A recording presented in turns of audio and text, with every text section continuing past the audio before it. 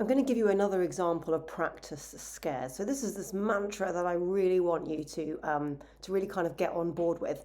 Um, and a great example of how effective this is public speaking, right? I literally make a living from standing on a stage speaking to hundreds, thousands of people. And when I get off stage, people say, wow, I wish I had your confidence. You're absolutely fearless up there, and so on and so forth. And they assume, and they'll say, oh, you're a natural.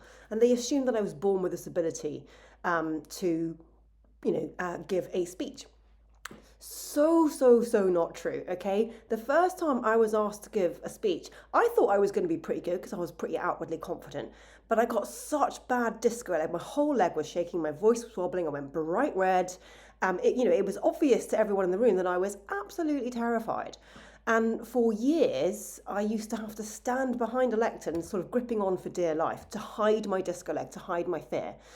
But the thing is, because of my, job, I ended up doing more and more presenting, and eventually I started to get a little bit more confident, and essentially started to edge my way from out behind that lectern. So I started to develop that confidence that I needed. But I did it by practicing scared for years, okay?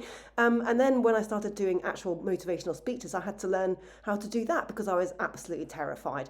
And actually, there's still an element of practicing scared that I take with me every time I go on that stage because, I'm still a little bit scared that maybe these words aren't going to land, or maybe I'm going to totally screw it up, or, a joke's going to go badly wrong, or, I'm going to forget what I was going to say.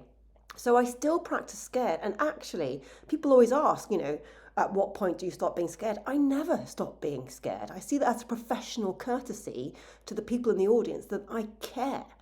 So actually, I think practice scared is something that is going to help you be at your professional best. And what better example perhaps than public speaking, because I can tell you that I absolutely started terrified and I practiced scared to get me where I am today. Okay, so that's your example. Hopefully that is your inspiration. Whatever it is that you want to be good at is in reach. You just need to practice scared.